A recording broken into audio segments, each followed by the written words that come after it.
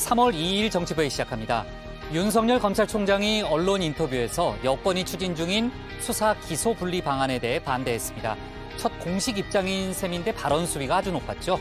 윤 총장은 지금 추진 중인 입법은 검찰 해체라면서 법치주의의 말살이고 헌법 정신의 파괴라고 비난했습니다. 검사들이 분노하고 있다며 직을 걸어 막을 수 있는 일이면 100번이라도 걸겠다고도 했습니다. 그는 과연 검찰총장 직을 내던질까요? 대검은 일선 검찰청의 의견을 취합한 뒤 내일쯤 추가 입장을 낼 걸로 보입니다. 관련해 박범계 법무장관도 입장을 내놨고 정치권 공방도 뜨거운데 이따 자세하게 알아보겠습니다. 자, 류반장, 서울시장 예비 후보인 김진애 열린민주당 의원이 오늘 의원직을 사퇴하겠다고 밝혔죠?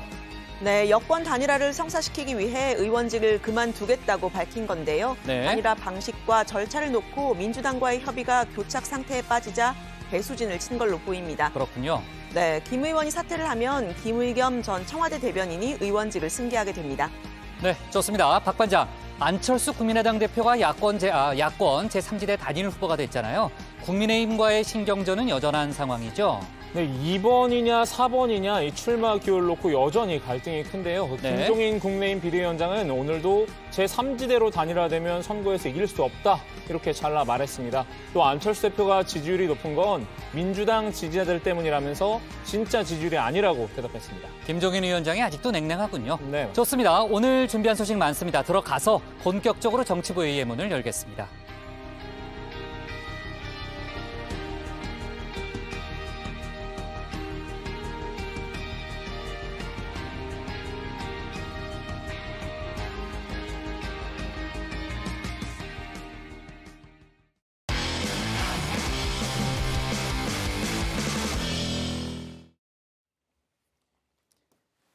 정부가 오늘 4차 재난지원금 추경 예산안을 의결했습니다. 지원금 규모는 19조 5천억 원인데요. 690만 명에게 선별 지원됩니다.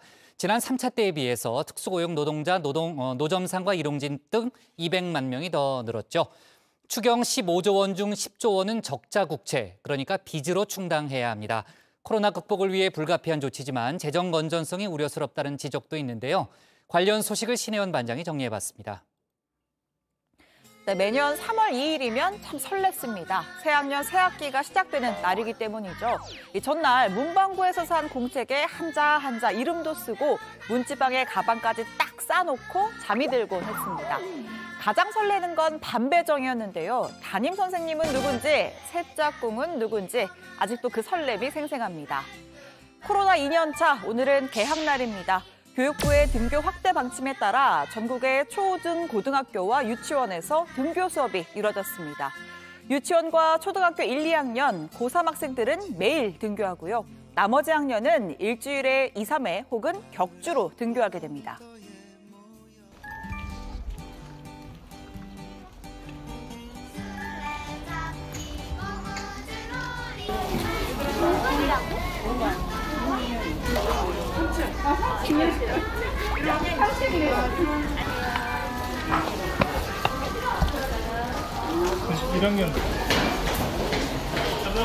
얘들아, 거기 위에서 한번 웃어서. 엄마랑 같이 가. 차려. 선생님께 인사. 친구들을 만나니까 좀 부끄럽긴 한데 친구들을 만나니까 좀 기쁘고 행복하고. 서연이는 친구들이랑 어떤 거 가장 많이 하고 싶어요? 그림도 막 그리고 싶고 이야기도 하고 싶어요. 자, 학생들뿐 아니라 학부모들도 유독 등교 개학이 반갑습니다. 제 주변에서도 눈에 넣어도 안 아픈 내 아이 24시간 같이 있다 보면 몸에서 사리가 나올 것 같다 하는 하소연이 적지 않았습니다. 특히 맞벌이 부부들은 돌봄 공백 걱정이 컸죠. 그럼 매일 등교하게 됐잖아요. 네네. 지금 어머니 호감이 어떤지 한 번만 여쭤볼까요? 솔직히 얘기해도 돼요? 네, 정말 솔직히. 네. 작년에는 많이 우왕좌왕했잖아요. 뭐 가느니 마느니 전날까지 저는 병행하면서 일까지 해야 돼서 그런 게 좀 힘들었던 것 같아요. 이제는 좀 믿고 맡길 수 있을 것 같은 느낌이 들고, 다만 이제 학생들이 워낙 개구쟁이니까 수칙을 좀 안 지킬 수 있을 것 같은데, 그거는 이제 담임 선생님들이나 스스로 잘 노력하면 잘할 수 있을 것 같아요. 맞아요. 마지막 웃음소리를 듣자니 문득 인터넷에서 유행하는 영상이 하나 떠오릅니다. 지난주에 류 반장 대신 여정회에 다녀간 유한울 반장이 떠나기 마지막 전날 발제에 활용한 영상이죠. 안녕히 계세요, 여러분. 전 이 세상의 모든 굴레와 속박을 벗어던지고 제 행복을 찾아 떠납니다. 여러분도 행복하세요. 네, 유한울 반장은 해방됐다고 생각하겠지만 한번 여정에 왔다 간 사람은 계속 끌려온다는 거 알아둬야 할 겁니다.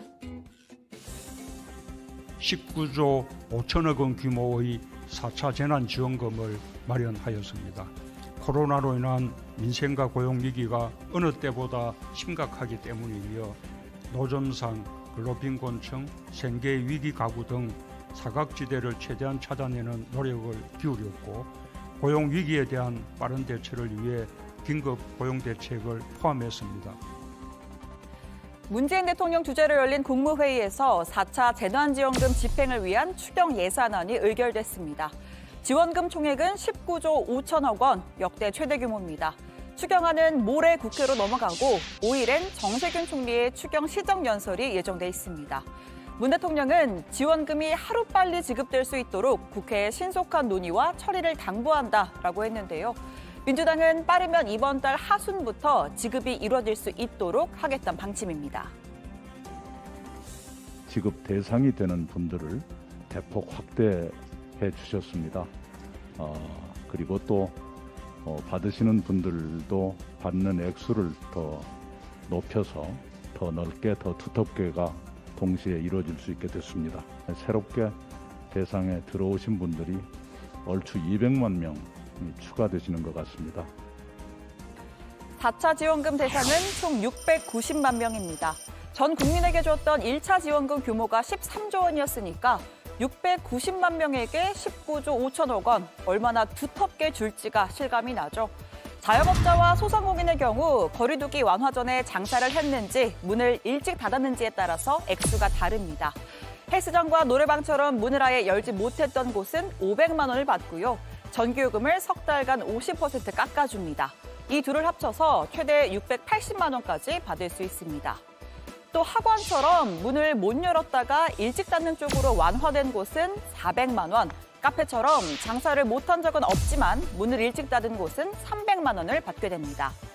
자, 그리고 새로 추가된 200만 명은 노점상과 일용직, 그리고 부모의 실직이나 폐업으로 등록금을 내기 어려운 대학생 등인데요. 지자체에 등록된 4만여 명은 물론이고 사업자 등록을 하지 않은 노점상도 심사를 거쳐서 50만 원 받을 수 있습니다. 임시 일용직도 50만 원 지원받습니다. 일자리를 잃거나 장사를 접은 가정에 대학생 자녀가 있다면 특별근로 장학금을 받습니다. 일각에서는 형평성에 좀 어긋난다, 중복 지원 아니냐 이런 반발도 있는데요. 소득 파악이 어렵고 세금도 내지 않는 무등록 노점상은 왜 포함시켰느냐라는 불만도 있었습니다.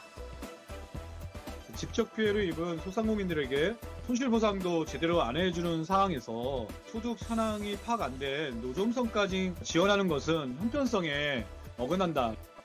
지금 문제는 누가 세금을 냈냐 안 했느냐, 세금을 냈기 때문에 지원하는 게 아니라 사회 공동체적 차원에서 가장 피해가 있고 힘든 분에게 우선적으로 지금 그 피해 지원을 하겠다는 것이지. 자, 그럼 예산은 어떻게 마련할까요?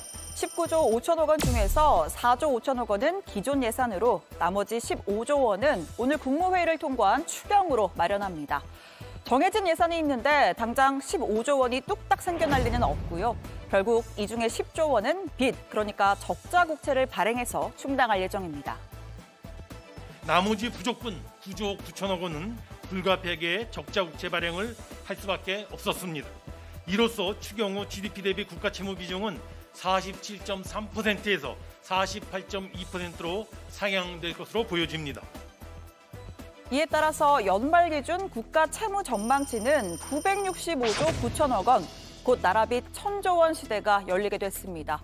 코로나 극복을 위해 불가피한 조치인 점은 고려하더라도 국가 채무의 급격한 증가 속도는 우려스럽다는 지적이 나오는데요.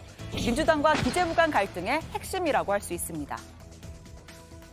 제가 당정청 회의 가기 전에 이 자리에서 싸울 준비를 하고 간다는 말씀을 드렸는데 실제로 그런 일이 벌어졌었습니다. 지난 14일 비공개 고위 당정청 회의에서 4차 재난지원금을 한창 논의하던 중에 이낙연 대표가 홍남기 부총리에게 버럭 화를 냈다고 합니다. 당신들은 정말 나쁜 사람이에요. 지금 소상공인들이 저렇게 힘든데 재정 걱정하고 있습니까? 홍남기 경제부총리는 오늘 페이스북을 통해 정부도 가능한 한 고통받는 많은 국민께 최대한의 지원을 하고 싶지만 정부 지출이 늘어나면 그만큼 반드시 국민 누군가가 비용을 부담해야 한다는 점도 감안하지 않을 수 없었다라고 했습니다. 총 예산의 5분의 1을 빚으로 꾸리는 빠듯한 재정 여건, 결코 안심할 수 없는 부채 증가 속도라는 표현을 쓰면서 굳은 소리를 듣더라도 재정당국의 목소리를 전하지 않을 수 없었다라고 했습니다. 자, 관련해서 정치권에서도 설왕설래가 있었는데요. 들어가서 더 이야기해보겠습니다. 오늘 청와대 발제 이렇게 정리합니다. 역대급 4차 지원금 국무회의 통과, 문 대통령 하루빨리 지급돼야 합니다. 네, 재난지원금이 포함된 추경안이 이제 곧 국회, 오늘 국무회의에서 의결됐으니까 곧 국회에 제출되고요. 이제 정세균 총리가 시정연설도 할 예정이죠. 그 얘기는 잠시 후에 좀 해보고요. 자, 오늘 상당히 파장이 커지고 있는 이슈가 있습니다. 이 소식을 좀 짚어보고 그다음에 재난지원금으로 갈게요. 한국토지주택공사, 저희가 보통 이제 LH라고 많이 부르잖아요. 일부 직원들이 땅 투기를 했다는 의혹이 제기돼서 지금 파장이 상당히 커져 있는 그런 상황인데, 자, 일단 조 반장, 어떤 내용입니까? 일단 정부가 지난달 24일 6번째 3기 신도시로 광명과 시흥을 선정을 했는데요. 그렇죠. 그런데 정부 발표가 있기 전에 LH 직원 10여 명이 이들 지역의 땅을 무더기로 사들였다는 겁니다. 규모가 100억 원대에 달한다고 하는데요. 해당 의혹이 사실로 확인되면 대규모 투기 사건으로 논란이 비화될 수 있습니다. 민변 등은 오늘 기자회견에서 제보를 접수해 토지 등기부 등본과 직원 명단을 대조를 했고 직원과 배우자 등이 10여 명이 약 7,000평의 지분을 나눠 매입한 정황을 확인했다면서 공익감사를 청구했습니다. 민변 등에 따르면요, 매입 시기는 2018년 4월부터 2020년 6월까지였는데요. 매입 과정에서 금융기관을 통해 약 58억 원의 대출금을 받은 걸로 추정된다고 합니다. 이들은 또 제보를 통해 일부 자료만 특정해 찾아본 결과로 광명, 시흥 신도시 전체로 확대해서 배우자나 친인척 명의로 취득한 경우까지 조사를 하게 되면 사례가 훨씬 늘어날 거라고 얘기했습니다. 네, 그러니까 빙산의 일각일 수 있다는 게 이제 민변과 참여연대 측의 주장인데, 신 반장, 정부나 LH 측 입장이 나온 건 있어요? 네, 국토부는 LH를 상대로 광명, 시흥 신도시 토지 매입 전수조사에 나서겠다고 했습니다. 또 불법 행위가 있었다고 판단이 되면 수사 의뢰 등의 조치를 할 예정이라고 했고요. 또 시민단체 활빈단은 의혹이 제기된 LH 직원 14명과 이들의 배우자, 가족 등을 경찰청에 고발했습니다. 경찰 관계자는 고발 내용을 보고 수사 여부를 검토하겠다라고 했습니다. 네, 국토부도 전수조사에 나서지만 LH도 의혹이 제기된 현직 직원 12명을 직무에서 배제하고 자체적인 전수조사에 들어가겠다고 밝혔는데, 조금 전에 이제 신 반장이 14명이라고 했잖아요. 지금까지 알려진 거로는 현직이 12명, 전직 직원이 2명으로 일단 알려져 있습니다. 근데 아까 이제 박 반장이 얘기했던 것처럼 이게 일부만 확인한 결과이기 때문에 상당히 전수조사를 통해서 또 새로운 사실들이 많이 드러날 수 있기 때문에요.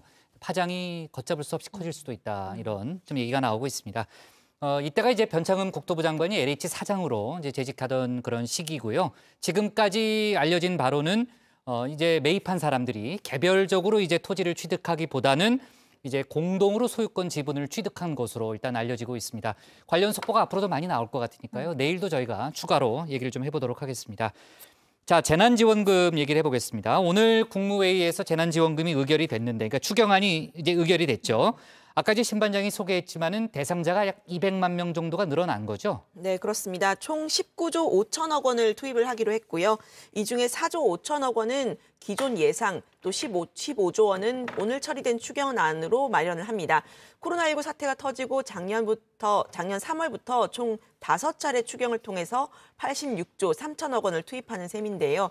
이번에는 총 690만 명을 지원을 하는데 소상공인과 자영업자 등 기존 대상자의 노점상과 대학생 이렇게 200만 명이 새롭게 추가가 됐습니다.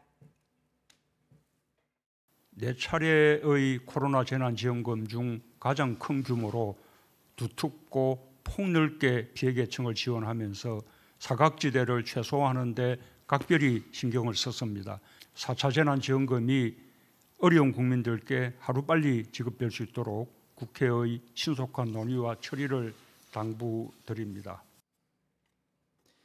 조금 전에 이제 문 대통령이 두텁고 폭넓게 뭐 여당도 계속해서 강조해 오던 그런 기조 아니겠습니까?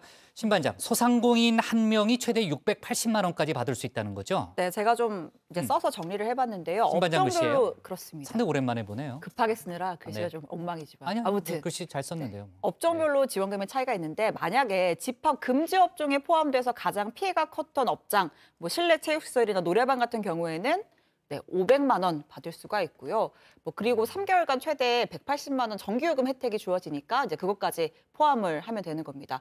자, 그리고 혼자 사업장을 여러 개 운영하는 사람이 있을 수가 있잖아요. 그럴 경우에는 최대 여기서 지원금을 또 이만큼 2배까지 또 받을 수가 있는 겁니다. 점포가 여러 개인 경우는 어떻게 돼요? 네, 지금 방금 말씀드린 사례인데 예를 들어서 한 사람이 운영하는 점포가 4개 이상이다. 그러면 이 왼쪽에 있는 거 곱하기 2를 받을 수가 곱하기 있는 2. 겁니다. 네, 예를 들어서 수도권에서 헬스장 4곳을 운영하는 조익신 씨가 있다. 뭐 라고 하면 조익신을 그 예를 들어요. 근데 저 이따가 운동을 진짜- 좋아하니까 조 씨는 네. 선배지만 조 씨는 헬스장 지원금액 500만 원에다가 업종이 4개니까 2배에서 총 1,000만 원 지원받고요. 여기에 정기요금까지 해서 최대 1,180만 원까지 지원금을 받게 됩니다. 점포가 3곳이면 지원금의 1.8배, 2곳이면 1.5배를 받습니다. 네. 자, 업종별로도 좀 다르잖아요. 그 영업시간 제한이 있는 카페 같은 경우는 어떻게 돼요? 제가 이제 좀 사례를 들어서 퀴즈를 내보겠습니다. 퀴즈요? 가령 네. 유정화 원장이 운영을 하는 학원이 있다. 집합금지 완화 업종이죠. 학원이 있다. 근데 학원을 3곳을 운영한다. 3곳, 학원 그럼 3곳. 지원금이 얼마일까요? 박 반장이 대답해봐요. 박 반장. 아니, 왜 하필 또 제가 아, 그럼 누가 해요? 그럼 제가 해요? 박 반장이에요. 일단 네. 학원이면은 잠깐 여기 400만 원인 거잖아요. 그쵸. 400만 원. 400만 원. 걷다가 일단 3곳이면은 1.8배니까 48, 32. 720만 원. 그렇죠. 걷다 전기 지원금 그렇습니다. 180 포함한 900?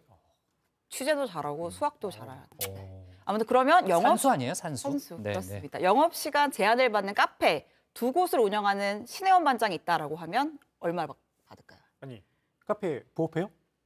요새 고려 중입니다. 아, 그래요? 예시를 든 건데 얼마일까요, 국장? 네. 잠깐만, 그럼 지원금 300만 원에 아까 1.5배라고 그랬죠? 450만 원이네요. 그렇습니다. 네. 지금처럼 네. 본인의 업종이 어디에 속하는지 내 점포가 몇 개인지 이런 거 좀 계산해서 체크를 해보시면 되고요. 이 소상공인 지원금은 가구당 지원이 아니라 인별 지원이기 때문에 또 가능한데 경우의 수는 적지만 아버지와 어머니가 각각 노래방과 헬스장을 한 곳씩 운영한다라고 치면 이 가정은 각각 500만 원씩 1,000만 원의 지원금을 받을 수 있는 겁니다. 그 외에는 또 누가 받아요? 네, 4차 재난지원금 대상에는 노점상과 법인 택시 기사, 대학생, 그리고 고용보험 사각지대에 있는 특수고용 노동자, 프리랜서 등 200만 명이 새롭게 추가가 됐습니다. 학습지 교사와 보험 설계사, 골프장 캐디, 통역가 등 특고 프리랜서의 경우 고용보험에 가입되어 있지 않고 이전에 지원을 받은 적이 없다면 긴급 고용 안정지원금 100만 원을 기존 수급자라면 50만 원 지급이 가능합니다. 아까 사업자 등록이 안 된 노점상도 지원받을 수 있다고 했죠? 네, 그렇습니다. 네. 그 지방자치단체의 관리를 받는 노점상이라면 지원금 50만 원을 받을 수 있는데요. 단 지원금을 받으면서 사업자 등록을 해야만 합니다. 네. 코로나 위기 극복을 위한 추경 불가피하죠. 하지만 아까 신 반장도 얘기했지만 재정 건전성이 우려된다는 목소리는 많이 나오고 있습니다.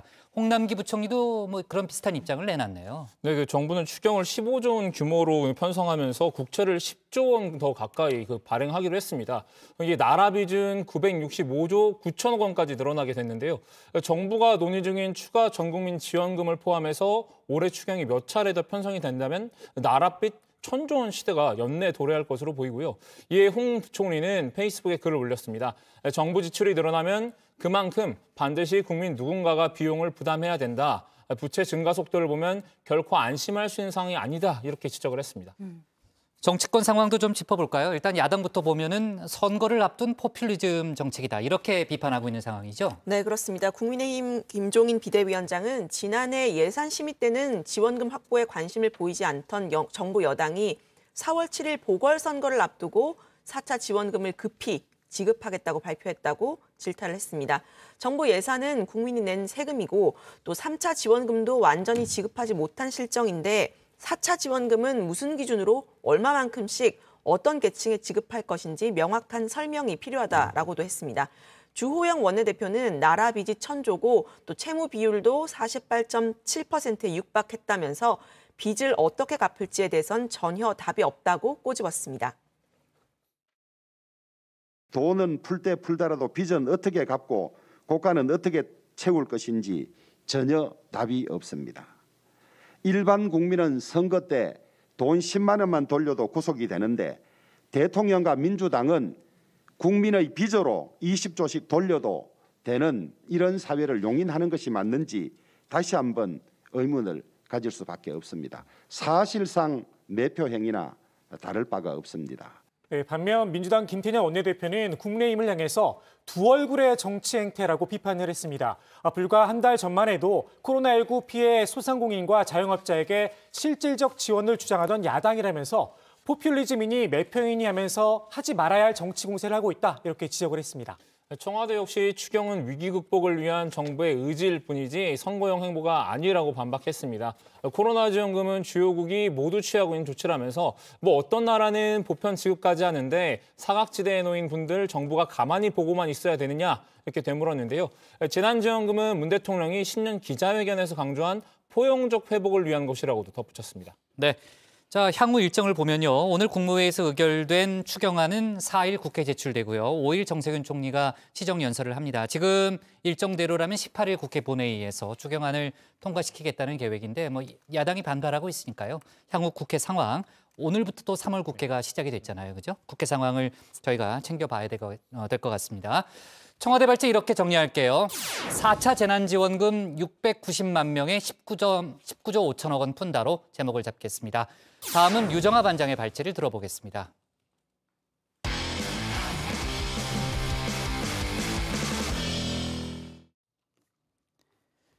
민주당 공식 서울시장 후보가 된 첫날 박영선 후보가 국립현충원과 국립중앙의료원을 방문했습니다. 백신 접종 현장을 점검하면서 K주사기를 홍보한 거죠. 이런 가운데 여권 단일화 당장 숙제로 다가왔는데요. 열린민주당 김진애 후보가 의원직을 사퇴하겠다면서 민주당의 공정한 단일화를 요구한 거죠. 부산시장 선거 소식까지 여권 관련 소식을 유정아 반장이 정리해봤습니다.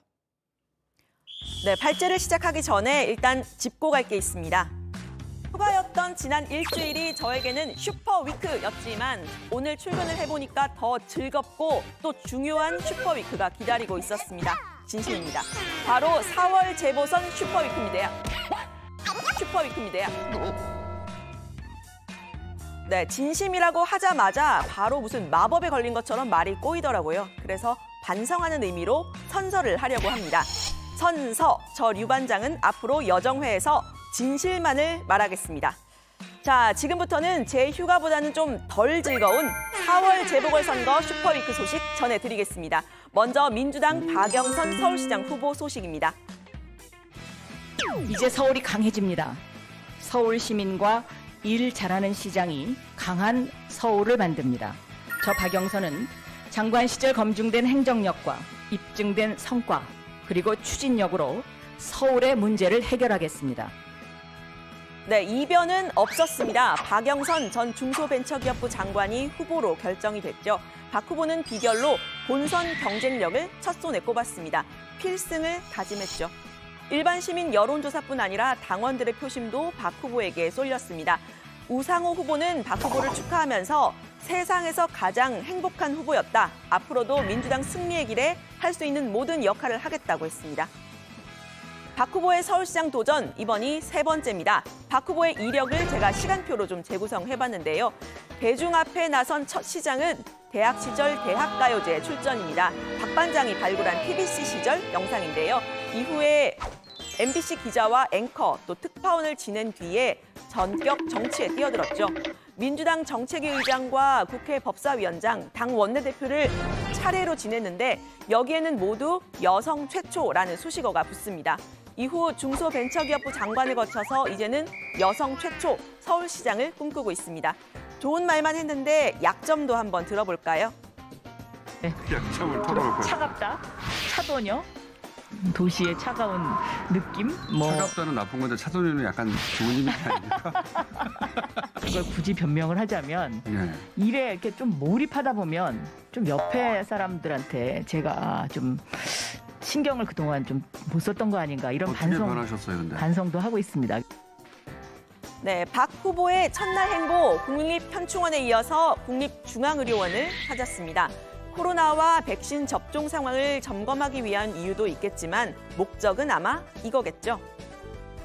이제 이 사진을 다시 한번 보여드리면 주사기 얘기 너무 주사기, 아니에요? 네. 그냥 미국 FDA에서 승인이 나서 이것은 좀 우상호 후보도 이 주사기를 만든 중소기업을 좀 많이 칭찬해 저는 정말 잘하신 것 같아요. 그 주사기. 그래서 안 아픕니다. 아니야. 아닌가? 그거하고는 상관없고 아프고 안 아프고는 상관없고. 근데 이거는 잔량이 하나도 안 남으니까 5명 거를 6명까지 맞출 수 있다고 하고. 네, 장관 시절에 개발에 관여했던 최소 잔량 주사기 성과를 홍보한 겁니다. 이거 말고도 박 후보는 디지털 도시와 생태 도시 이 부분을 서울의 미래 비전으로 제시하고 있는데요. 관련 소식은 앞으로도 여정회에서 확인해 주세요. 야권과 각을 세우기보다는 본인의 성과 홍보에 집중을 했던 박 후보, 이제 본선에 돌입을 해서일까요? 어제 뉴스룸과의 인터뷰에서는 야권 단일화에 견제구를 날렸습니다. 네, 그 야권의 단일화는 서울의 미래를 위한 단일화가 아니라 권력을 뺏겠다는 그런 어떤 정쟁을 위한 단일화입니다. 네, 그런데 먼저 야권이 아닌 여권에서 의회의 복병을 만났습니다. 김진 에어컨, 김진 에너지를 자처한 열린민주당 김진애 후보인데요. 오늘 의원직을 사퇴하겠다라는 배수진을 치면서 민주당의 공정한 단일화를 압박했습니다. 저 김진애의 국회의원직 사퇴 결단이 헛되지 않도록 부디 공정한 단일화 방식으로 합의되는 리더십을 발휘해 주십시오. 안전 위주로만 갔다가는 안전하게 해야 할 수도 있습니다. 우리는 기필코 이겨야 합니다. 네, 민주당이 단일화 시한으로 제시한 8일 전까지는 단일화가 불가능하다라면서 다음 주에 본격적으로 단일화 협상을 시작을 해서 열흘 동안 적어도 3번의 1대1 자유 스탠딩 토론을 하자는 겁니다. 그러니까 말하자면 여권 단일화에 호의적이었던 박영선 후보, 김진애 후보에게 다가가서 불의를 꽉 물린 형국인데요. 이때 나타난 어부 누군가요? 바로 김의겸 전 청와대 대변인입니다. 뜻하지 않게 김 후보의 의원직을 승계하게 되면서 의문의 1승을 차지하게 된 겁니다. 일단 박 후보는 김 후보의 상황에 대해서는 잘 모른다. 단일화에 대해서는 당에 일임을 했다라면서 말을 아꼈는데요. 이 과정이 그리 순탄치는 않아 보입니다. 민주당은 일단 시대전환 조정훈 후보와는 단일화를 합의를 했습니다. 한 차례 토론을 거쳐서 100% 시민 여론조사를 통해서 단일 후보를 결정을 하고 8일에 발표를 한다는 겁니다. 두 정당은 정책 단일화를 강조했습니다. 후보 공약에 대한 정책 선호도 조사를 하기로 하였습니다. 양 후보가 제시하는 공약 중에 선호도를 조사하고 그중 상위에 오른 정책을 단일 후보의 공약으로 서울 시민께 제시하는 방식이 될 것입니다. 네, 누가 후보가 될 거냐 이 부분에 집중했던 그간의 단일화 방식과는 조금 달라 보이죠. 앞으로 과정 지켜보겠습니다. 이번에는 짧게 부산시장 선거 상황 짚고 가겠습니다. 오늘 후보 선출 경선 대회가 있었는데요.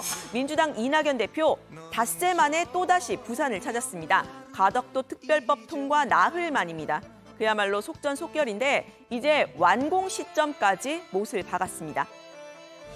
이 가덕 신공항에 항공물류가 가능한 국제공항을 들어서게 하는 것, 그것을 앞으로 8년 안에 완공시키고 2030 부산 엑스포까지를 성공시키는 것, 그 일을 해낼 것입니다.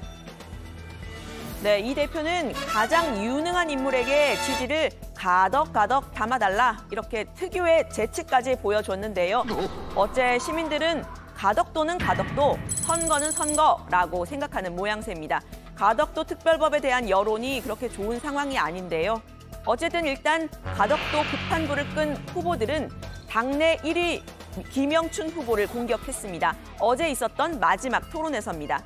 그리고 나서는 토론 말미에는 일제히 국민의힘은 TK 정당이라면서 박형준 예비 후보를 공격했습니다. 문제는 그 이명박 정권 시절에 청와대에서 수석으로 일하시던 박형준 후보가 지금 국민의힘의 유력 후보라는 사실입니다. 지금 당시에는 청와대 정무수석이었는데 이 부산시장으로 출마하는 데에서는 반성도 없이 무슨 자격으로 부산시를 입각했다는 건지 저는 어처구니가 없다는 말씀을 먼저 드립니다. 네, 민주당 부산시장 후보 경선은 내일부터 투표에 돌입하고요. 6일에 결과가 발표됩니다. 오늘 발제는 이렇게 정리합니다. 박영선 첫날부터 백신 점검 현장 행보, 의원직 사퇴한 김진애 여권 단일화 복병으로. 네, 정말 이제 열린민주당 김진애 의원이 오늘 갑자기 의원직 사퇴를 선언하는 바람에 지금 이제 여권 단일화 일정이 어떻게 표현해야 돼요? 좀 글쎄 뭐 꼬였다라는 표현은 좀 적절치 않은 것 같고 아무튼 다시 좀 재조정해야 될 그런 필요성이 생겼다 이렇게 좀 볼 수 있을 것 같고요. 우리 반장이 아까 진실만을 말하겠다 이렇게 얘기를 했잖아요, 그렇죠? 그러면 빨리 휴가에서 돌아오고 싶은 마음이었다는 것도 거짓말이네요. 그 당시에는 좀 여러 가지 마음으로 이야기를 했기 때문에 네, 지금부터 이제 하겠다는 거예요. 그래요? 네. 알았습니다. 자, 그나저나 그 열린민주당 김진애 후보의 이제 사퇴 선언으로 여권 단일화 시기가 상당히 빨리 돌아가겠죠. 좀 갑작스러운 감은 있지만 일단 뭐 한번 갈 때까지 가보겠다 이런 선언을 한 것으로 보입니다. 일단 이번 주말까지 사퇴 관련 서류를 마무리 짓겠다고 했고요. 김진애 후보는 물밑 단일화 협상을 통해서 열흘 전부터 사퇴 의사를 밝혔는데 민주당이 심각하게 받아들이지 않은 것 같다라는 이야기도 했습니다. 어제 민주당 경선이 끝나기를 기다렸다가 오늘 발표를 했다는 거고요. 8일까지라는 민주당이 제시한 단일화 시한 때문에 민주당에게 끌려갈 수 있다는 우려 때문으로 분석이 되고도 있습니다. 박영선 후보와 적어도 3번의 1대1 토론을 하고 평가를 받자라고 했고요. 민주당 경선에 대해서는 싱거웠다, 서로 덮어준다는 의문이 들었다 이렇게 강하게 비판했습니다. 직접 들어보시죠. 이명박 시장이 청계천 사업을 들고 나올 때 청계천 사업에 대해서 물론 띄워주는 것도 있었지만 그 부분에 대해서 현실성을 분석하는 기사들도 엄청나게 많이 나왔습니다. 허무맹랑한 숫자와 그림을 들고 나오는 부분에 대해서 이렇게도 아무 검증 기사가 없단 말입니까? 아무래도 박 후보를 겨냥한 걸로 분석이 되는 말인데요. 김 후보는 또 지금의 시대 정신은 국회의원 김진애보다 서울시장 김진애를 원하고 있다면서 서울시장직에 대한 강한 애정을 보이기도 했습니다. 네, 지금 이제 경선 방식 또 얘기해요. 네, 김 후보와의 단일화에 대해서는 잡음이 나온 데 대해서 이낙연 대표는 협의를 더 해야 한다면서 본선 준비도 해가면서 단일화 협의를 병행하겠다 이렇게 말했습니다. 서울시장 선거를 위해선 여권 단일화가 필요하다 생각한다 이렇게 밝히기도 했습니다. 네. 지금 이제 경선 방식 등을 놓고 그동안 이제 민주당과 열린민주당 간의 이견차가 컸기 때문에 그걸 이제 조속한 시일 내에 좁히는 게 상당히 과제라고 보여지는 거죠. 김진애 의원은 후보는 자기가 이제 단일 후보가 될 거라고 지금 생각하는 거군요. 그렇죠? 네, 그렇게 생각하는 것 같습니다. 네. 지금 민주당하고 조정훈 후보하고는 단일화에 합의를 한 거죠. 네, 그렇습니다. 구체적인 일정까지 나왔는데요. 4일에 토론을 하고 6일에서 7일 이틀 동안 100% 국민 여론조사를 거치고요. 단일화 시한인 8일에 결과를 발표합니다. 조 후보가 만약에 경선에서 지더라도 의원직을 유지할 수 있게 되는 건데요. 박 후보와 조 후보는 공동공약 여론조사도 하고 한 차례 공동 일정도 갖는다고 했는데 사실 조 후보는 선거 초반 제3지대 경선은 물론이고 여권 단일화도 하지 않겠다라고 했습니다. 그거는 이렇게 해명을 했습니다. 짜장면이 완두콩 역할은 하지 않겠다라고 하는 건데 짜장면을 같이 만들겠다는 겁니다. 지금 그 안에 들어가는 그 음식물의 내용을 같이 양당에 지금 만들겠다라고 하는 게 다른 그 기존의 단일화 방식하고는 지금 새로운 단일화 방식을. 네, 정책 연대라는 부분이 기존 단일화와는 다르다는 얘기고요. 열린민주당 김진애 후보의 경우에는 앞서 말씀드린 것처럼 김의겸 전 청와대 대변인이 의원직을 승계하는데 시대전환 조정훈 후보의 경우에는 의원직을 놓으면 원외의 정당이 되어버리기 때문에 이 8일이라는 단일화 시한이 두 후보의 앞날을 가른 것 같습니다. 네, 요즘 정치권에서 짜장면 얘기가 참 많이 나오네요. 그렇죠? 네, 김의겸 전 청와대 대변인이 정말 개인적으로는 우여곡절이 많았는데 의원직을 승계할 가능성이 아주 높아진 그런 상황이죠. 관련 소식을 유 반장이 계속해서 좀 챙겨주고요. 박 반장, 박영선 민주당 후보 이제 단일 후보가 됐으니까 이제 뭐 거침없는 행보를 보이고 있는데요. 야권의 공격도 한층 더 거세졌죠. 네, 그렇습니다. 그 국민의힘 성일종 비대위원인데요. 박 후보의 별명이 위선 영선위라면서 공세를 펼쳤습니다. 그 의원 시절 당시에 박 후보가 본인 지역구의 고엽제장과 밥을 먹고 나서 황교안 미래통합당 대표와 점심을 먹었다고 선관위에 신고를 했던 겁니다. 이게 정치자금법 위반인데 관련 해명이 없었다고 문제를 먼저 제기했고요. 박 후보가 일본 도쿄에 아파트를 갖고 있다는 점도 공세를 펼쳤습니다. 지금 동경에 아파트를 갖고 있었잖아요. 아파트를 갖고 있었는데 그런 아파트를 갖고 있으면서 토착외구라고 하는 그 당에 있을 수 있는가요? 네? 그리고 일본 정부에 자산세를 세금을 내고 있지 않습니까? 성 비대위원은 또 박 후보가 야권 단일화가 정쟁이라고 했는데 여권 단일화는 정쟁이 아니냐? 박원순 시장과 안철수 후보와 단일화했던 게 민주당에서 했던 거 아니었냐라고 문제를 제기하기도 했습니다. 어제 경선 결과 발표 직후에는 김은혜 대변인도 논평을 냈는데요. 김 대변인은 정책 대결을 기대한다면서도 박원순 전 서울시장의 성범죄, 그 귀책 사유로 민주당 후보가 나올 수 없는 선거였다. 진심 어린 사과부터 하는 것이 공당 후보의 도리이자 자격이다. 이렇게 강조를 했습니다. 민주당 후보가 먼저 정해졌기 때문에 아무래도 이 야권의 공세가 집중되고 있다 이렇게 볼 수 있을 것 같고요. 모레 국민의힘 후보가 결정이 되면 또 이제 여당의 공격도 이어지겠죠. 그러니까 여야 간의 치고받기가 본격화될 그런 상황으로 일단 해석이 되고. 자, 아까 이제 류 반장 발제에서도 봤지만요. 신 반장, 이낙연 대표가 오늘 닷새 만에 또 부산에 갔잖아요. 그 전에 울산을 들렀다 갔다는 거죠? 네, 오늘 이 대표가 울산시당 재보선 필승 결의대회에 참석을 했는데요. 이 자리에서 또 이제 PK 지역 공약 플렉스를 했습니다. 이 가덕도 신공항에 이어서 울산 공공의료원 사업 관련해서도 예타 조사, 예비 타당성 조사를 면제해서 최단 시일 내에 유치될 수 있도록 하겠다는 겁니다. 이낙연 대표는 대전의료원과 서부산의료원은 예타 면제가 결정이 됐고 남은 건 울산뿐이다라고 했고요. 또 이 자리에서 대표 사퇴 후에 선대위원장으로 한 달 정도 노력 봉사해야 할 것 같다라면서 선대위원장직을 공식화했습니다. 네. 자, 저희가 이제 서울 부산시장 보궐선거 위주로 이제 많이 얘기를 했는데 사실 4월 7일에 다른 지역에서도 재보궐선거가 치러지죠? 네, 그 중앙선관위원회는 총 21곳에서 재보선이 이루어진다고 했는데요.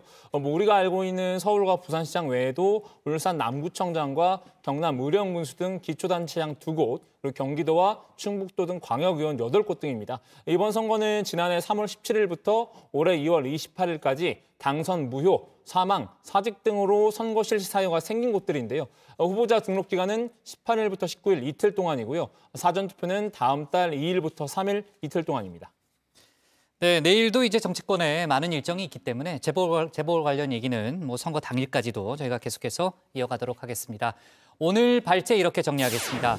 박영선 첫날부터 백신 점검 현장 행보, 의원직 사퇴한 김진애 여권 단일화 복병으로로 제목을 잡겠습니다. 다음은 조익신 반장의 발제를 들어보겠습니다.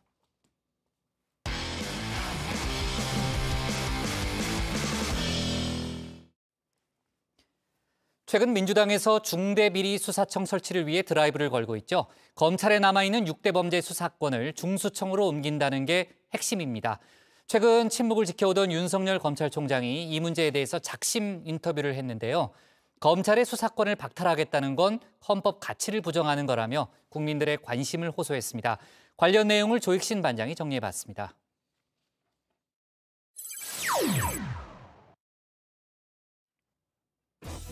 공정한 검찰, 국민의 검찰. 윤석열 검찰총장 집무실에 걸려있다는 문구입니다. 최근 여당에서 검수완박, 검찰 사건 완전 박탈을 추진하고 있죠.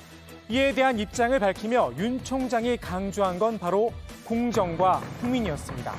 검찰의 수사권이 박탈되고 수사와 기소가 완전히 분리되면 공정이 무너지고 결국 국민이 그 피해를 입게 된다는 겁니다. 한마디로 정의 실현이 어렵게 된다는 건데요. 최근 법조계엔 공판 중심주의가 자리를 잡았죠.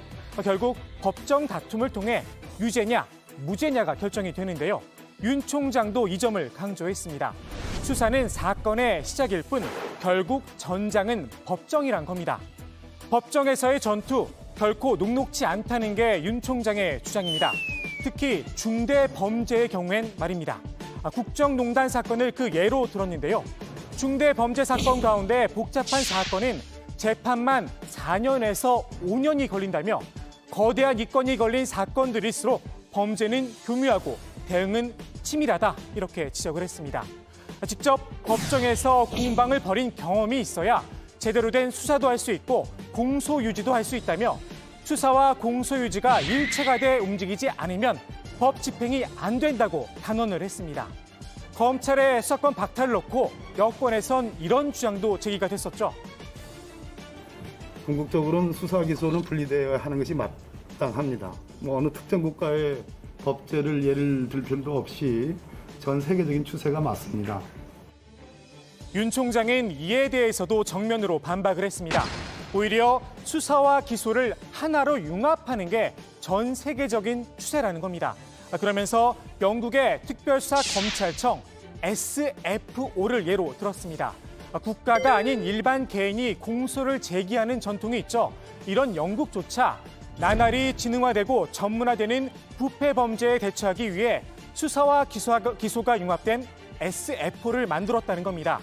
그런데 이 SFO, 민주당이 중수청 도입을 검토하며 모델로 삼은 기관입니다. 우리는 이제 이번 중대범죄수사청은 영국을 모델로 하고 있는데 영국에도 SFO, 이게 이제 S라는 게 여기서 시리어스여서 좀 중요한, 중대한, 심각한 이런 의미를 갖는 거죠. 예. 그래서 중요한 범죄를 담당한 SFO, 좀 중대 범죄를 다루는 특별수사기관으로 이렇게 영국의 경우에도 이렇게 이미 설치되어 있습니다. 그래서 글로벌 스탠다드로 가는 것이다. 윤 총장은 진실을 왜곡했거나 잘 모르고 하는 말이라고 잘라 말했습니다. 수사와 기소를 분리한 게 아니라 융합한 것이라며 SFO의 상근 인력만 450명 이상으로 우리나라 검찰의 반부패 수사 인력보다 훨씬 많다는 겁니다. 윤 총장은 검수 박탈 입법이 이루어지면 시혜법권의 영역이 확대될 거다 주장을 했는데요. 권력층의 반칙에 대응하지 못하면 공정과 민주주의가 무너진다고 토로했습니다. 헌법 가치가 부정되는 위기 상황이라면서 말입니다. 윤 총장이 생각하는 헌법의 핵심 가치, 여기에 있죠. 정치 경제 분야를 비롯하여 사회 곳곳에 숨어있는 불공정에 단호히 대응하는 것은 우리 헌법의 핵심 가치를 지켜내는 일입니다. 어떠한 사사로운 이해관계도 당장의 유불리도 따지지 않고 오로지 국민만 바라보며 바른 길을 찾아가야 합니다. 국민만 바라보며 바른 길을 찾아가야 한다. 윤 총장은 그 결과로 검찰이 폐지 위기에 몰렸다고 생각하는 듯 싶습니다. 원칙대로 길을 계속 뚜벅뚜벅 걸었더니 아예 포크레인을 끌어와 길을 파내려 하는 격이다라고 밝혔는데요. 한마디로 검찰이 믿고 검찰총장이 미워서 추진되는 일이라는 겁니다. 검찰은 진영이 없고 똑같은 방식으로 일해왔다면서 말입니다. 이른바 조국 사태 이후 윤 총장은 여권과 불편한 관계가 형성됐죠. 수차례 수사 지휘권을 박탈당하는가 하면 사상 초유의 징계 청구를 당해 직무 집행이 정지되기도 했습니다. 이번 검찰의 수사권 박탈 논의도 그 연장선으로 보는 듯합니다. 윤 총장은 직을 걸고 막을 수 있다면야 100번이라도 걸겠다고 밝혔습니다. 하지만 그런다고 될 일이 아니다라며 국민들의 관심을 호소했습니다. 여론전에 나선 건데요. 그런데 말입니다. 수사권 박탈, 결국 국회가 입법권을 쥐고 있죠. 국회를 찾아가 직접 설명도 하고 접촉면을 좀 넓혀야 할 것 같은데 국민의 대기관인 국회는 그냥 건너뛰었습니다. 여당에서 검찰총장이 미워 추진하는 일인데 무슨 재주로 대응하겠냐면서 말입니다. 이게 어쨌든 삼권 분립도 헌법의 소중한 가치 가운데 하나입니다. 문전박대를 당하더라도 노력하는 모습은 보여야 하는 게 아닌가 싶기도 합니다. 윤 총장의 입장 표명에 국회에서도 반응이 나왔습니다. 여야가 크게 상반됐지만 말입니다. 민주당은 윤 총장의 반발을 예상했던 듯합니다. 검찰개혁 시즌2 그대로 밀고 가겠다는 입장입니다. 윤석열 총장이 현재 임기를 4개월 남겨두고서 하신 말씀이고요. 검찰총장의 말씀으로 보고 저희 국회 역할을 충실히 진행할 겁니다.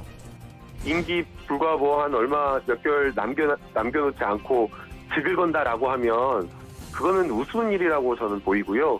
기본적으로 수사와 기소가 함께 하게 되면 기소하는 사람이 기소를 위한 수사를 할 수밖에 없고 그 과정 속에서 별건 수사, 만들어내는 수사, 원칙터리식 수사 이런 어떤 잘못된 수사권 오남용이 있을 수밖에 없어서 반면 야당은 윤 총장의 발언에 힘을 실었습니다. 헌법상 삼권 분립의 파괴일 뿐만 아니라 완전한 독재국가, 완전한 부패국가로 가는 앞잡이 기구를 만들겠다는 것에 지나지 않습니다. 우리 수사권 조정한 지 겨우 이제 2달 정도 됐고 4년 동안 조용하다가 이번에 갑자기 또 중수청을 신설하겠다 이렇게 데드라인을 정해놓고 달려들고 있는데 이 이유가 뭐냐? 뭐 울산시장 선거라든지 월성 원전이라든지 이게 검찰의 수사가 칼끝이 청와대를 향하고 있으니까 이 수사마저 뺏어가겠다는 이런 지금 입장이라고 보여지고 있습니다. 주무부처죠. 박범계 법무부 장관도 입을 열었습니다. 다만 윤 총장의 이번 입장 표명에 대해선 말을 아꼈습니다.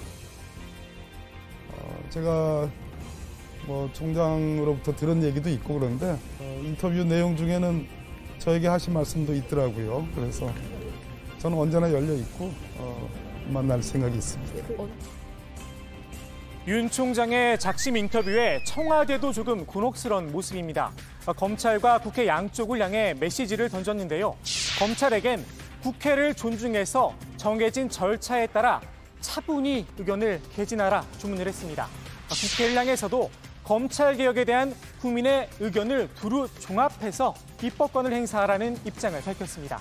윤 총장이 절차를 무시했다는 뉘앙스가 읽혀지는데요. 앞서 국회는 법무부에 중수청과 관련한 일선 검사들의 의견을 청취해달라 이렇게 요청을 했죠. 대검찰청은 내일까지 의견 수렴을 마무리하기로 했는데요. 왜 이 절차를 거치지 않고 직접 언론 인터뷰를 했느냐? 우회적으로 불만을 드러낸 듯합니다. 중수청 설치를 둘러싼 문재인 정부 검찰총장과 여당의 갈등, 청와대는 앞서 이른바 속도 조절 논란이 일자 민주당과 국회에서 결정할 사안이다 선을 그었었죠. 이번에도 어느 정도 거리를 두면서 사태 추이를 지켜볼 가능성이 커 보입니다. 오늘 국회 발제 이렇게 정리합니다. 윤석열, 검찰 수사권 박탈, 헌법 가치 부정, 국회 패싱, 국민 관심, 여론전.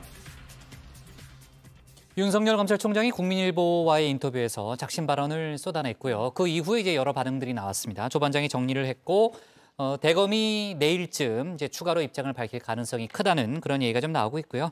그 내일 속보는 저희가 내일 또 추가로 얘기를 좀 해보는 걸로 하고요. 민주당 쪽에서는 민주당 분위기를 좀 보면요. 당초 중수처법 발의를 이번 주 안에 다 마무리 짓겠다는 게 이제 기본적인 입장이었잖아요. 하지만 일부 좀 일각의 분위기를 보면은 약간 좀 완급 조절이 필요하다. 이런 주장을 하는 사람들도 있다면서요. 네, 그렇습니다. 민주당 검찰개혁 특위 관계자는 당내와 또 당정 간의 이견 조율 과정이 남았다면서 발의 시점을 정해놓은 건 아니니까 유연성 있게 하겠다 이런 입장을 밝혔습니다. 당 지도부 관계자도 생각보다 쟁점들에 대한 내부 이견이 많다. 발의 시점은 애초 목표보다 조금 늦어질 것 같다 이렇게 말을 했는데요. 우선 검찰개혁 특위 내에서 이견을 좁히고 또 의원총회, 전문가 공청회 그리고 당정청 협의 이런 절차를 차근차근 밟아서 법안을 완성하겠다는 겁니다. 아까 조 반장도 얘기했지만 청와대에서도요. 국회에서 이제 그 여론을 잘 수렴해달라 이렇게 당부를 하기도 했잖아요. 지금 쟁점이 되고 있는 사안이 뭐예요? 네, 일단 시행 유예 기간을 얼마나 둘 거냐, 또 인력 규모, 또 보안 수사 등은 어떻게 할 거냐 이런 부분을 두고 의견이 좀 나뉘고 있다고 하고요. 다만 법안 발의가 늦춰지는 거는 이제 박범계 법무부 장관의 발언으로 촉발된 이른바 속도 조절론과는 무관하다 이렇게 선을 그었습니다. 민주당은 윤 총장의 반발에 대해서는요. 직접적인 반응은 자제하는 분위기라면서요. 네, 기존과는 좀 다른 구도로 지금 보이는데 그동안 뭐 언론에서도 조만간 윤 총장이 입장을 밝히지 않겠느냐 예측하는 기사들은 많이 나왔긴 했었습니다. 자, 내일까지 대검이 중수청에 대한 의견 수렴을 마무리하기로 했죠. 때문에 의견 청취를 끝낸 뒤에 입장을 낼 거란 관측이 많았는데 시기상 좀 앞당겨진 측면이 있습니다. 민주당은 윤 총장의 반발을 어느 정도 예상했다는 분위기인데요. 그래서인지 대응을 좀 자제하자는 기류가 강합니다. 다만 윤 총장이 계속해서 목소리를 높일 경우에 당내 강경론이 다시 커질 가능성도 있습니다. 윤석열 검찰총장이 왜 여론전을 택했을까? 정치적 해석이 있을 것이다. 이런 분석도 좀 나오죠. 네, 그렇습니다. 윤 총장은 본인이 미워서 추진하는 일이라 국회와 저촉면을 넓힌다고 해서 막을 수 있는 일이 아니라면서 국민들의 관심을 호소했는데요. 윤 총장이 직접 국민 여론에 호소한 건 이번이 처음입니다. 윤 총장은 직을 걸고 막을 수야 있다면야 100번이고 걸겠다는 이야기도 함께 했는데요. 이를 놓고 향후 정치적 행보를 고려한 게 아니냐 이런 분석이 나옵니다. 민주당이 중수청 입법을 강행할 경우 국민 여론을 명분 삼아 직을 내려놓고 정치에 뛰어들려는 수순이 아니겠느냐라는 건데요. 부정감사 출신인 국민의힘 김웅 의원도 이런 분석에 힘을 좀 실었습니다. 윤석열 총장은 명분만 있으면 옷을 벗으려고 할 거라면서 윤 총장이 여권에 싸움을 건 거다라고 주장을 했습니다. 자, 명분이 있어야 한다는 그런 얘기고요. 그리고 여권에서는 그 검사 퇴직 후에 1년간 공직선거에 출마할 수 없도록 한 검찰청법 개정안을 지금 발의한 상황이잖아요. 윤 총장을 겨냥한 거다 뭐 이런 해석도 그때 있었는데 만약에 대선 전에 뛰어들려면은 법 개정 전에 윤석열 총장이 총장직에서 물러나야 하는 거 아니냐 이런 해석이 나오는 거죠. 네, 그렇습니다. 윤 총장의 임기가 오는 7월까지인데요. 그 안에 국회에서 개정안이 처리가 되면 윤 총장은 내년 3월 9일 대선에 출마할 수 없게 됩니다. 때문에 윤 총장이 정치의 뜻이 있다면 조만간 모종의 결단을 내리지 않겠느냐 이런 관측이 나옵니다. 박 반장, 국민의힘 쪽에서는 이번 윤 총장의 반발 상당히 환영하는, 그러니까 내심 반기는 분위기라고요. 네, 그런 분위기입니다. 국민의힘은 윤 총장의 이번 작심 발언이 4월 재보궐선거에서 호재로 작용하지 않겠느냐, 내심 이렇게 기대를 하고 있는 분위기인데요. 앞서 추미애 전 법무부 장관과 윤석열 총장이 갈등을 빚을 당시에 정부와 여당 지지율이 좀 다소 빠졌었는데 윤 총장과 민주당의 이번 갈등 선거 이슈로 나쁘지 않다는 겁니다. 서울시장 야권 후보들은 오늘 일제히 윤 총장을 옹호하고 나섰는데요. 국민의당 안철수 대표는 검찰 수사권 폐지로 부패가 창궐할 거란 윤석열 총장의 호소에 전적으로 공감한다. 이렇게 밝혔고요. 국민의힘 오세훈 전 서울시장과 나경원 전 의원도 정권의 부패와 비리의 잘못에 칼끝을 겨눈 검찰 탄압이다. 이번 재보궐선거가 문재인 정권의 위험한 질주를 막을 마지막 기회다. 이렇게 한 목소리로 얘기를 했습니다. 외교안보 이슈 간단히 좀 짚어볼게요. 지금 미얀마에서는 쿠데타에 반대하는 시위가 확산되고 있는데 그 군부가 강경 진압에 나서면서 희생자가 많이 늘고 있죠. 네, 그렇습니다. 미얀마 군부가 쿠데타를 일으킨 게 지난달 1일입니다. 지금 이제 한 달가량이 좀 지난 건데요. 지금까지 미얀마 국민 30명가량이 군인과 경찰의 총격과 공격에 숨진 걸로 집계가 됐습니다. 유엔은 지난 일요일에만 적어도 18명이 숨지고 30명이 다쳤다 이렇게 밝혔는데요. 외신에서는 그날을 피해 일요일이다 이런 보도도 나왔습니다. 미얀마 국민들은 독재에 저항하고 대의를 위해 희생한다는 의미로 세 손가락을 펼쳐들고 이렇게 시위를 벌이고 있는데요. 이제 영상을 좀 보시면 한 남성이 이제 군부가 쏜 총에 맞아서 긴급 이송되는 가운데에서도 저렇게 세 손가락 경례를 해서 감동을 주기도 했습니다. 네, 경찰이 시위대에 또 실탄 발포를 했다는 속보도 조금 전에 막 들어왔죠. 아웅산 수치 국가고문이 어제 모습을 드러냈죠. 네, 그렇습니다. 군부에 구금된 뒤 약 한 달 동안 모습을 보이지 않았던 수치 고문이 어제 본인의 법원 심리에 화상으로 참석을 했습니다. 변호인의 말에 따르면 수치 고문이 살이 빠져 보이지만 비교적 건강한 모습이었다고 하는데요. 군부는 어제 재판에서 수치 고문에게 선동 혐의와 전기통신법 위반 혐의를 추가로 적용했습니다. 앞서 수출입법 위반과 코로나19 예방조치 위반으로도 기소가 됐었는데요. 4가지 혐의가 모두 유죄 판결을 받을 경우 최장 9년형을 받게 됩니다. 어제가 이제 3.1절이었잖아요. 북한 조선중앙TV가 일본군 위안부 피해자 할머니를 소개하는 다큐멘터리를 방송했다고요? 네, 지금 사진을 좀 준비했는데요. 네, 이제 그 사진이 나올 겁니다. 아마 여정의분들도 좀 눈에 익은 사진일 수 있는데 임신한 몸으로 이제 몸을 기대서 앉아 있는 저분이 누구인지 북한 영상을 통해서 공개가 됐습니다. 이 할머니의 이름은 박영심 할머니고요. 방송은 박 할머니가 사진 속 인부라는 밝혀진 과정도 소개를 했습니다. 지난 2005년 일본의 한 민간단체에서 사진 속의 여성이 박영심 할머니라고 증언하는 옛 일본군 병사를 만났다 연락이 왔다고 합니다. 박 할머니는 처음에는 본인이 아니라고 좀 부인을 하다가 납치와 강제동원을 부정하는 일본 정부의 행태를 보고 마음을 바꿨다라고 했는데요. 박영심 할머니의 증언을 직접 들어보시죠. 이번 수사갈 길 뭐다씩 돌아가 쓰고 긴 칼 차고서 왔어요. 그럼 길에는 얼마 있다 와서 나한테 와서 가자고 해서 왜 가자냐니까 이 X는 가네 가자면 가지 뭐 너 돈 벌러 가자는데 싫니? 돈 벌러 어디 가자니까 더는 난동길로 가자고.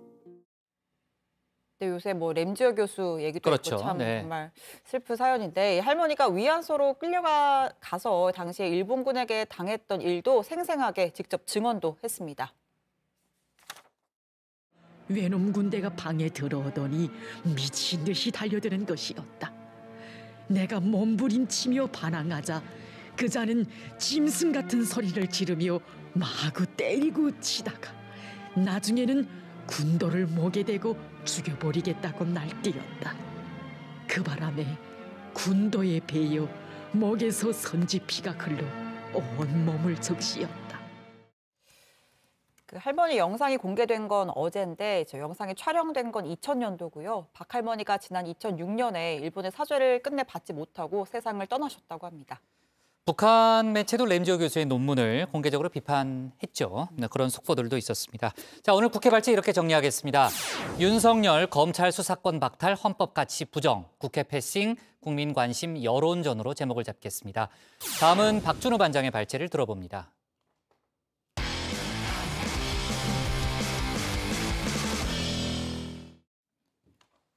국민의힘과 국민의당이 후보 단일화를 두고 본격적인 신경전을 펼치고 있습니다. 국민의힘 김종인 비대위원장은 누가 됐든 야권 단일 후보는 기호 2번으로 나가야 한다는 강경한 입장을 보였는데요. 국민의당 안철수 대표 측은 기호는 중요하지 않다고 맞서고 있습니다. 야권 관련 소식 박준우 반장이 정리해봤습니다. 마인드맵이란 말 들어보셨을 겁니다. 쉽게 말하면 생각의 나무라고 하면 될까요? 우리 신 반장이 마인드맵의 사례를 직접 보여준 적도 있었죠. 네, 부장 혹시 V 하면 뭐가 생각나세요? V요? 빅토리아니까 승리 이렇게 VICTORY 플레이. 신 반장이 빨리 정리해야 되겠어요. V 신 반장이 빨리 정리해야 되겠어요. V는 목 이상복 할 때. 이상복이요? 어차피 B 쓰는데 데이비 할 때. 어차피 B 쓰는데 데이비 할 때. 바꿔야 돼요? 목극장. 이상복. 자, V 하니까 떠오르는 게 웍국장이라는 우리 신반장, 역시 친웍파답습니다. 자, 마인드맵은 박찬호 선수의 화법을 생각해보면 쉬운데요. 웍국장 얘기하니까 저는 정말 옛날이 생각나네요. 제가 미국 LA에 있을 때 뭐 이런 느낌으로 키워드를 중심으로 생각의 가지를 뻗어나가는 방식입니다. 요즘 경기 어렵죠? 세상에 쉬운 경기가 없습니다. 94년 제가 LA에 처음 갔을 때 그때 모든 경기 하나하나가 참 힘들었습니다. 하지만 후회하지 않았습니다. 소위 눈물전이 빠이라죠. 그걸 먹으면서 꿋꿋이 이겨냈습니다. 그리고 96년 4월 7일 컵스 원정 경기에서 제가 구원수를 처음으로 따냈는데 그게 매직의 첫 승이었어요. 자막이 얼굴 다 가리고 있는데 지금. 자, 그래서 오늘 발제는 마인드맵 형식으로 해보려고 합니다. 자, 여기 야권 단일화라는 키워드가 있습니다. 단일화 하니까 생각나는 게 기호 2번, 여론조사 새로운 방식. 이렇게 세 가지가 있네요. 여기 기호 2번에서 다시 한번 가지를 뻗어보겠습니다. 먼저 첫 번째 가지, 김종인 국민의힘 비대위원장입니다. 김 위원장은 누가 야권 단일 후보가 되든 국민의힘 기호인 2번을 달고 나가지 않으면 절대 안 된다는 입장입니다. 기호 2번 국민의힘이냐, 기호 4번 국민의당이냐, 이걸로 판결했을 때 과연 국민의당의 4번을 가지고서 선거에 이겼다고 확신할 수 있어요? 우리 국민의힘이라고 이번 서울시장 보궐선거에서 정치적으로 중심을 잡을 수밖에 없어요. 그러면 나는 제3지대에서 나타난 후보가 단일화돼가지고서 서울시장 선거에 승리를 가져올 수 없다고 생각합니다. 김 위원장은 안 대표가 현재 국민의힘 후보들보다 지지율이 높게 나온 것도 진짜 지지율이 아니라고 평가절하했는데요. 지금 공개된 여론조사에서는 민주당 측 응답자들이 안 대표 측에 지지를 보낸 것으로 나타나서 정확한 민심을 반영한 결과가 아니라는 얘기입니다. 지금 보이는 지지율 때문에 안 대표 본인이 단일 후보가 될 것으로 착각한 것 같다. 이렇게도 쏘아붙였는데요. 자, 기호 2번의 두 번째 가지는 안철수 국민의당 대표입니다. 김 위원장과는 저렇게 반대편에 서 있습니다. 어떤 당이 몇 번으로 후보를 내는지 중요한 게 아니라는 생각인데요. 원래 단일 후보 선출이라는 것이 후보가 선출이 되면 그 후보 중심으로 선거를 치르는 것이 맞지 않습니까? 2번이 됐든 4번이 됐든 야권 단일 후보는 두 번째 후보입니다.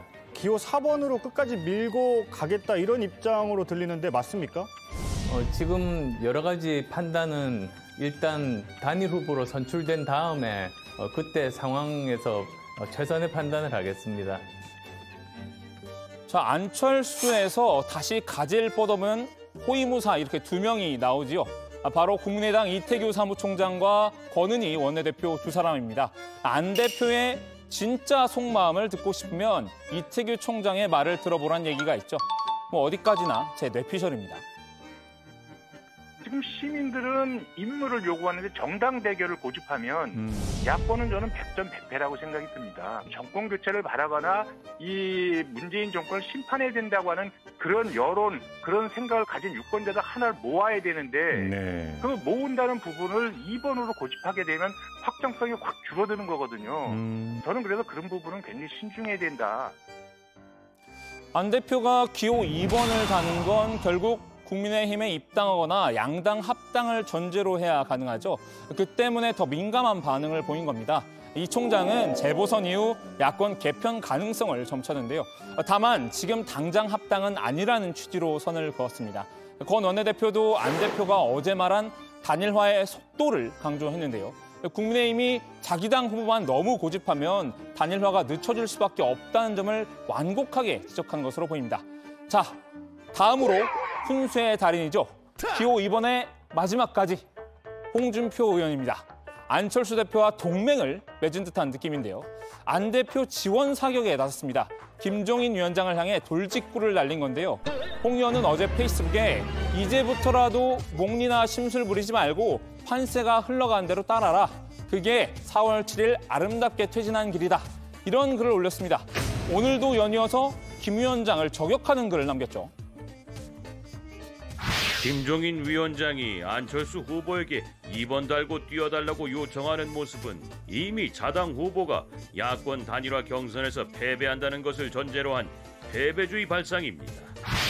지금부터라도 자당 후보를 격려하고 칭찬하는 메시지를 내놓으십시오. 끝까지 심술 부리는 모습은 서울시장 승리에 전혀 도움이 되지 않습니다. 이번엔 중심 키워드인 단일화의 두 번째 가지 여론조사로 가보겠습니다.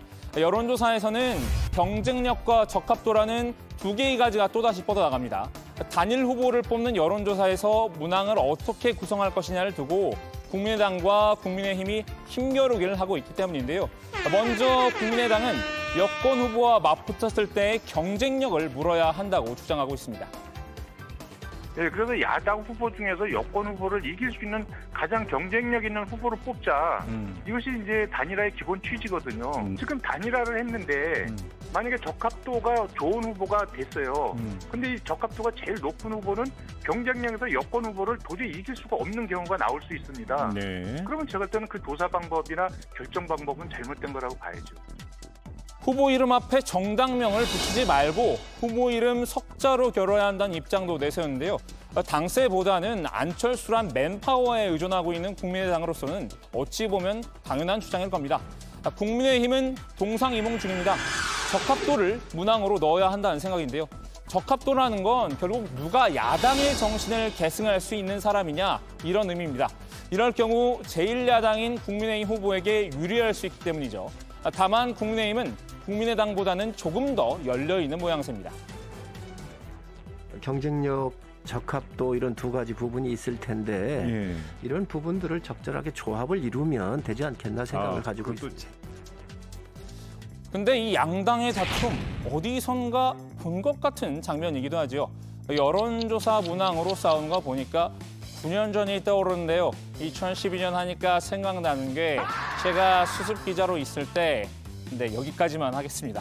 자, 박 반장의 슬기로운 과거 탐구 생활, 슬기로운 과탐 생활 시작을 해보겠습니다. 자, 시계를 2012년 11월 중순으로 돌려보면요. 당시 문재인 민주통합당 대선 후보와 안철수 무소속 대선 후보 측은 야권 단일 후보 자리를 놓고 룰 협상 중이었습니다. 이때도 적합도냐, 경쟁력이냐 이걸 두고 양측은 지리한 싸움을 이어갔습니다. 국민이 공감하는 단일화, 국민이 참여하는 단일화, 그리고 국민이 지지하는 단일화를 이루어내야 한다고 생각합니다. 두 후보가 모두 이기는 단일화, 그리고 박근혜 후보를 이기는 단일화, 그리고 국민이 이기는 단일화를 이뤄내기 위해서 저희의 모든 전의와 지혜와 노력을 다하겠습니다. 국민이 공감하고 지지하는 단일화는 결국 야당을 대표하는 적합한 후보를 뽑아야 한다는 얘기고요. 이기는 단일화는 경쟁력 있는 후보로 단일화해야 한다는 의미입니다. 그때나 지금이나 안 대표는 똑같은 싸움을 하고 있는 셈입니다. 자, 이제 마지막까지인 새로운 방식으로 가보죠. 국민의힘 김근식 비전전략실장은 여론조사 말고 새로운 방식으로 단일 후보를 선출할 수도 있다고 예고했었는데요. 김종인 위원장도 오늘 비슷한 말을 했죠. 여론조사 방식 말고도 다른 방식도 택할 수 있죠. 내가 이제 우리 후보가 확정이 된 다음에 그 부분에 대해서 얘기를 할 거예요. 뭐 새로운 방식이라고 하니까 저는 사실 가위바위보나 팔씨름 뭐 이런 거밖에 떠오르지 않는데요. 후보 2명이 단판이라도 치겠다는 걸까요? 고려를 침입한 거란을 말 한마디로 물리친 서희의 단판 외교처럼 속 시원한 단일화 단판 기대할 수 있을까요? 9년 전처럼 시간만 끈다면 웃음도 감동도 없이 국민의 피로감만 높일지도 모릅니다. 오늘 야당 발제 이렇게 정리합니다. 국민의힘, 국민의당 단일화 둘러싼 룰의 전쟁 시작. 단일화 관련해서 조금 더 국민의힘과 국민의당 쪽의 입장을 좀 확인을 좀 해볼게요. 일단 국민의힘 쪽에서는 김근식 비전전략실장이 조금 더 구체적인 입장을 밝힌 게 있죠. 네, 김근식 비전전략실장이 원래는 안철수 대표 쪽 사람으로 알려져 있었는데 지금 국민의힘 비전전략실장을 맡아서 이제 이야기를 좀 했고요. 서울시장 야권 단일화와 관련해서 야권 지지층이 스크럼을 확실하게 짜줄 수 있는, 그러니까 결속력을 높일 수 있는, 시민이 주체로 참여할 수 있는 새로운 단일화 방식을 고민하겠다라고 했습니다. 꼭 여론조사가 아니라도 다른 방식으로 후보 단일화를 할 수 있다, 이런 얘기고요. 또 앞으로 2주는 야당의 시간이다. 이 시간을 최대한 활용하겠다, 이러면서 단일화에 서두르지 않겠다는 입장도 취했습니다. 주어진 시간을 최대한 활용하겠다는 말은 결국 앞서서 안 후보 측이 요구한 빠른 단일화에 대해서 선을 그은 셈입니다. 네. 국장, 그런데 박 반장이 지속적으로 성대모사를 했는데 너무 아무런 피드백도 안 해주시는 거예요. 왜냐면 지금 다룰 게 많거든요. 예. 괜찮습니다. 혼자 웃었습니다. 그래요? 끝나고 얘기할게요. 네. 좋아요. 네, 이어서 좀 설명을 드리면 이 김근식 실장은 안철수 후보가 서두르는 데 대해서 여론조사 지지도에서 상대적으로 앞서가는 분위기 때문에 얼른 단일화 결론을 내고 본선에 임하자는 말로 이해한다라고 했는데요. 새로운 단일화 방식을 구체적으로 밝히지는 않았지만 국민의힘, 국민의당, 중도층, 또 태극기 부대까지 다 참여하고 공감할 수 있는 방식을 충분히 고민할 수 있다라고만 설명했습니다. 더 많은 시민이 직접 참여하는 국민의당과 국민의힘이 화학적으로 결합할 수 있는 단일화 방식을 고안해 보겠다라는 의미로 보이고요. 기호를 두고는 기호는 2번으로 본선을 치르는 게 더 많은 수의 결집력을 모을 수 있을 것이다라고 했습니다. 박 반장, 국민의당 입장은 어때요? 네, 국민의힘 김근식 실장은 비교적 여유를 갖고 시간을 활용하겠다 이렇게 얘기를 했지만요. 국민의당은 전혀 다릅니다. 최대한 서둘러서 단일화를 맞춰야 한다는 계획인데 권은희 원내대표 얘기 들어보겠습니다. 야권 단일 후보와 관련해서 방법이나 질문의 내용 이런 부분도 중요하겠지만 속도 역시 중요하다라고 생각을 하고 있고요. 속도는 늦어도 후보 등록일인 18, 19일 이전에 이 야권 단일 후보가 선출이 돼서 야권에서는 단일 후보가 후보 등록을 하는 것이 맞다라는 그런 판단이고요. 단일화 관련해서는 내일도 저희가 좀 추가로 이제 룰 협상 속보를 좀 챙겨보고요. 국민의힘이 오늘부터 이제 후보 여론조사에 들어갔죠. 모레 최종 후보가 이제 확정이 되는 그런 상황입니다. 자, 오늘 야당 발제 이렇게 정리할게요. 국민의힘, 국민의당 단일화 삿바 싸움 시작. 기호 2번 방식 두고 신경전으로 제목을 잡겠습니다.